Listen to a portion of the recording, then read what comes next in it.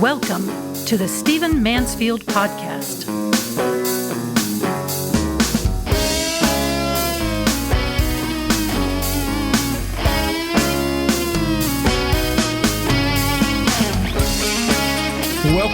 Welcome to the Stephen Mansfield Podcast, the podcast where we consider our times through the lens of faith and leadership, character, and the lens of history. I want to do something in this episode I have never done before. In fact, it's a little bit crazy. And that is that I want to make predictions about the upcoming presidential debate, because I believe that the predictions I make about that will also be true of what's coming in the next less than 60 days before the presidential election. So I'm recording this on the 9th, which is the day before the 10th of September, and the 10th of September is when this debate takes place. And I think this is a very critical debate. And some of you will know that my firm preps people for things like this. We train speakers. We do a lot of other things, but one of the things I think is valuable so I can contribute to my age is that we train speakers. We help people communicate better, people that we believe in. And so we've done lots of this kind of thing: congressmen, senators, presidential candidates, etc., generals, rock stars, authors going on tour, all kinds of things, educators. And we love doing it, but it also gives us insight into what's happening in a debate. And so I have some fairly surprising predictions. And I think these predictions are not only true of the debate, but they're true of what's going to happen in the next less than 2 months between the time I'm recording this and November the 5th. So here we go. Unusual, strange. Like I say, you won't even hear this until after the debate. However, I think this is going to be true of this final phase of the presidential debate. Number one, you ready? Believe it or not, in this mudfest presidential season, contest, campaign, I believe tomorrow night, this is just my first prediction, that the person who can make themselves the most gracious will likely win. Now, let me tell you why. Kamala Harris has a committed core. Donald Trump has a committed core. There's nothing that's going to happen tomorrow night that's going to change those who are rock solid for these two candidates. However, you're trying to persuade people who are undecided, if that's possible in this election. You're trying to persuade people who are in the middle. You're trying to persuade people to get up and vote, who are fed up with politics. And the polls show that people are absolutely exhausted with the fighting and the insults and the crassness. And as one newspaper editorial said recently, this election is very potty mouth, talking about the level of language that's being used. And so I'm not saying that the person who's going to win tomorrow night will just be nothing but sweetness and light. However, if they are the most gracious, if they can stay away from personal insults, if they can talk about the facts and themselves, etc., I'll come back to that in just a minute. If they can stay away from the personal insults, for example, in his debate with Hillary Clinton, Donald Trump, the very nasty woman, all that kind of stuff, saying things of that nature, it didn't help him. It might have entertained the troops. The troops is my shorthand for those who are already committed, but it didn't win him anything. And tomorrow night's got to be about winning new stuff. That's the thing they both have got to keep in mind. It's about winning new people. It's about taking new territory. So believe it or not, I'm not saying they have to be, Mother Teresa or, the niceness fairy, but if they'll just be gracious, if they'll even say something like, well, I'm not going to attack her personally, let's move away from that kind of thing. That hasn't helped us in this country. What I do want to say is, if they'll be gracious, I believe that person will win. I think the person who's the most vicious, the most insulting, the most crass, and the smallest in focus, like in the previous debate with Mr. Biden and Mr. Trump, they're talking about their golf scores. People are fed up with that, see it as small, see it as mentally deranged, and they're going to be looking for something more. Number two, believe it or not, and this is an extension almost of number one, I believe that the person who will win will be the one who can be at times the most complimentary. This is going to shock you, I'm sure. But Consider for a moment that both of these people have been in politics for a long time. And at the Twitter and X and TikTok level of political debate, you're supposed to completely hate the other side. But I want to say again, the American people are weary of this, except for the hardcore pro-Trump, pro-Kamala Harris. They're weary of this. They're looking for someone who can be statesmanlike. They're looking for somebody they can imagine in the Oval Office. They're looking for somebody they can imagine addressing the UN without being a complete embarrassment. And so the person who can say, let's say I'm Kamala Harris just for a moment, if she can say, Donald Trump did some really good things. His Abraham Accords were brilliant. He was right on some other issues. He was right on some matters, this and that and the other thing. But look at how it came with chaos for our country. Look at the price we had to pay for those victories. Let's move on. And then they go positive about themselves. Complimentary, able to concede that the other one has some virtues, able to concede. If Donald Trump could make himself say, Kamala Harris has had the most miraculous 6 weeks in American electoral history here of late. Kudos to her. Suppose that you know what that says to people? It says, this person's not just eaten up with hate and bile and bitterness and rage, but they can see the good of the other person, which is what you want in a commander-in-chief, which is what you want in the chief executive of the country. So I know I'm starting on the light and airy side, but I will tell you that the person who can be the most complimentary, I mean in the sense that they are able to assess reality.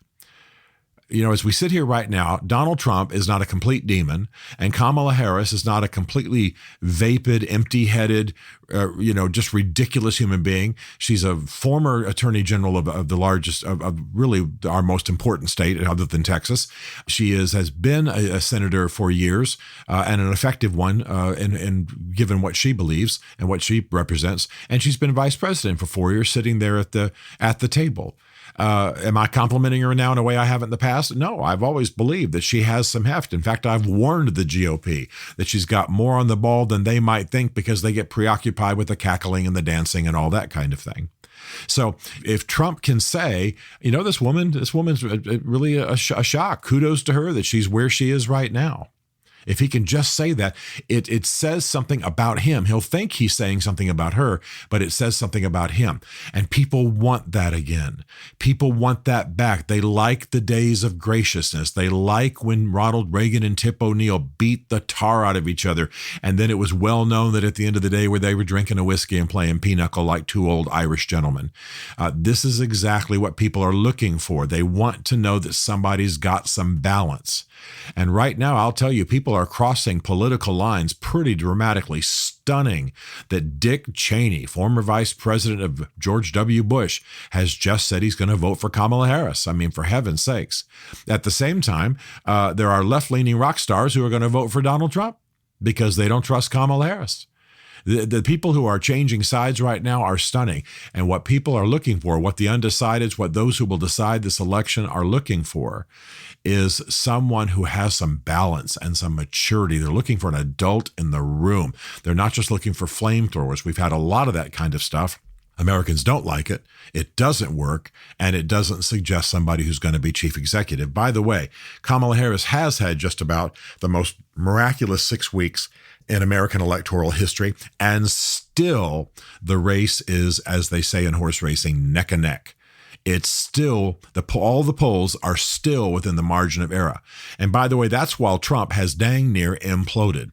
So this race is as tight as it could possibly be. And the number of people you have to convince is relatively small. It can actually get down into the hundreds of thousands. So pay attention here, but be aware that a lot of what people are looking for is, can they imagine this person actually running the country?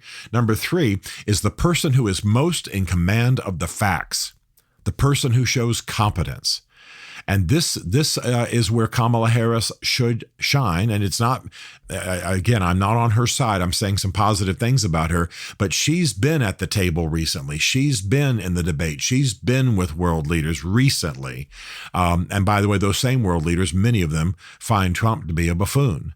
And so Trump's been on the outside throwing firebombs inside. Kamala Harris has been there. She can talk about the stats. She can talk about what's been spent. She can talk about what's happening on the ground in Israel. She can talk about the latest conversation between the president and Benjamin Netanyahu. She should be able to come with the facts. But the person who, without being boring and professor-like, can show command of the facts. Our politics has gotten so raw, so angry, so violent, so crass, that people would like a reset tomorrow night, and they'd like for someone to say, well, that actually wasn't true. It was only 4% then, and now it's 6%, and we can do it wisely. There's a smart way to go here. Let me tell you how that might work in just a few seconds. That kind of person, people want to kiss on the mouth. I mean, that kind of person. And that's, as they say in tennis, advantage Harris. Because Donald Trump doesn't tend to talk facts very much. He talks emotions, he talks anger, he talks rage, he talks personally, he talks very broadly. I've got a plan, we'll do it better than they will, that kind of thing. And Kamala Harris has a chance to show up as a person who is in command of the facts and recent facts. That will show her to be competent. And by the way, at this stage in the game, it is all about those who are prepping the person. Right? They're hidden away in hotel suites and law firms and the back rooms of the White House, and they are prepping, and they are training, and they are memorizing, and they are scripting, and that's going to be what decides this.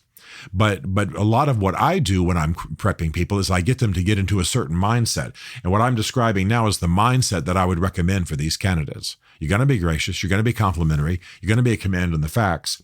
And then number 4 is also very, very important. The person that each of them talk about their personal interaction with world leaders. Okay? There is a concern among the American people that America is becoming a pariah, that our politics has isolated us, made us a joke, that nobody's listening to us, that we can't prevent things. We don't have the heft we once had. How we left Afghanistan left a stain on us, and that we are just a joke and maybe a little bit of the arsenal of a crazed world. But if either one of them can say, well, here's the difference. For example, let's say I'm Trump for a moment. If he could say, the difference between Kamala Harris and myself is that I've actually sat there with so-and-so. I've actually sat with Mohammed bin Salman in Saudi Arabia. I've actually sat. And I'll tell you that that's not what he thinks. And maybe a little bit of Reagan-esque humor. Remember when Reagan once said of Walter Mondale, he goes, well, I mean, I realize age is a factor in this election, but I'm not going to use Mr. Mondale's youth and inexperience against him. And even Mondale cracked up. And so a little bit of that kind of thing. Well, I mean, I realized that she was busy dancing and cackling somewhere. However, I mean, I wouldn't even recommend that given what I've just said. But something light that says, well, she hasn't had a chance to be there yet, because she's been sidelining and running around and attending funerals. However, I've been with Mohammed bin Salman. I've been with Benjamin Netanyahu. I've been with et cetera, Xi Jinping, or whomever.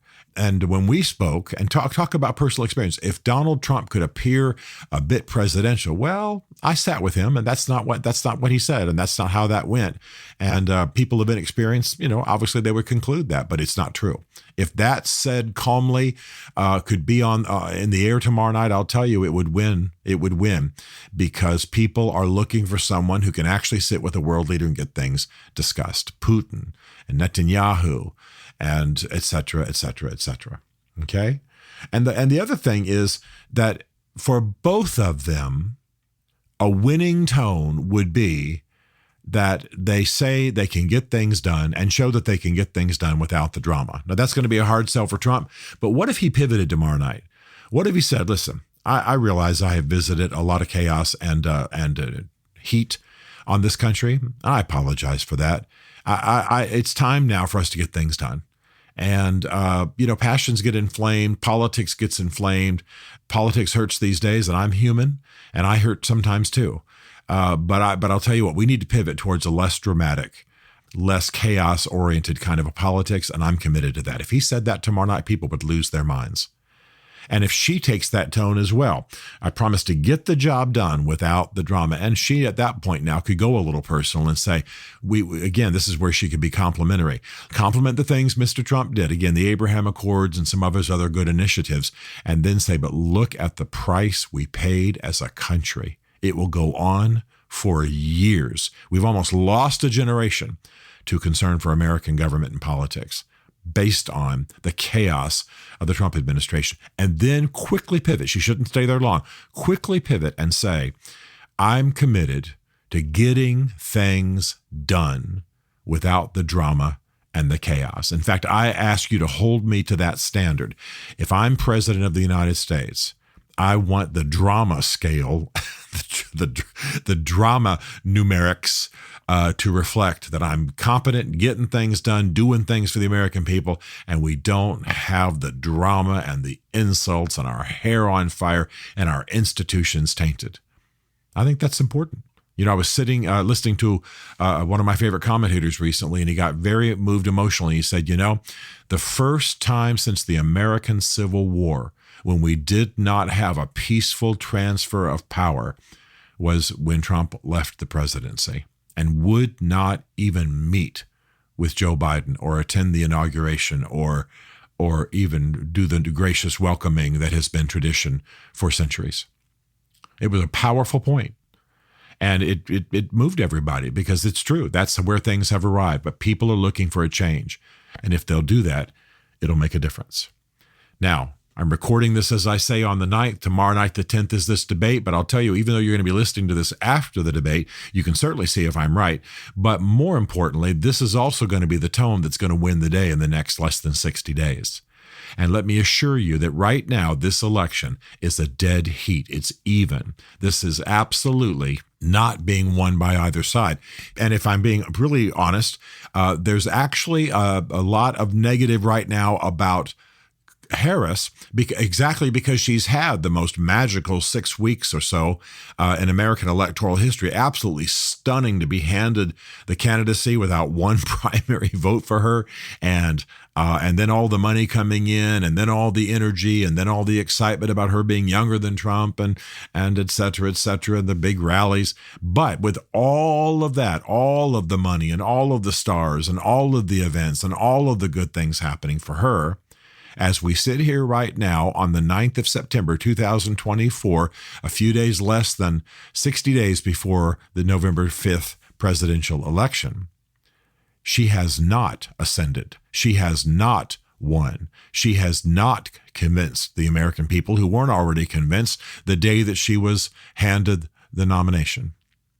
And so this is for Trump to win. The problem is, you know, if you've been listening to this podcast, I've said it repeatedly, the problem is that he's been Hamlet-like, nursing his wounds and his grudges and his anger, sitting around in meetings, calling her a bitch, being small, getting in front of the American Association of Black Journalists and spending his entire time debating whether Kamala Harris was truly black, ridiculous, not talking policy, even though the journalists were trying to move him that way.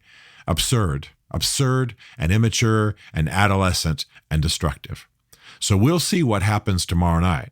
I'm not going to make any predictions about who's going to win because I don't think you win debates like you win basketball games. I think it's nuanced, and there's 4 or 5 areas for this candidate and 2 or 3 areas for that candidate. And now we'll see how they play out and build on that. It's a bit more nuanced.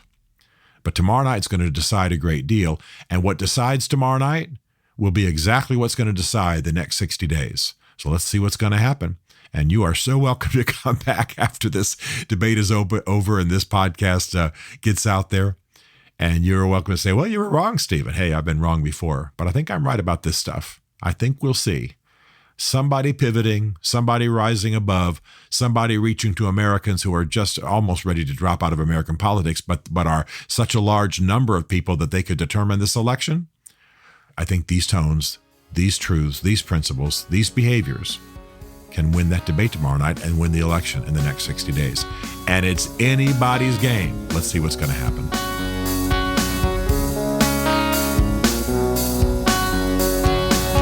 Stephen Mansfield is a New York Times best-selling author, a popular global speaker, and senior fellow for public leadership at Palm Beach Atlantic University.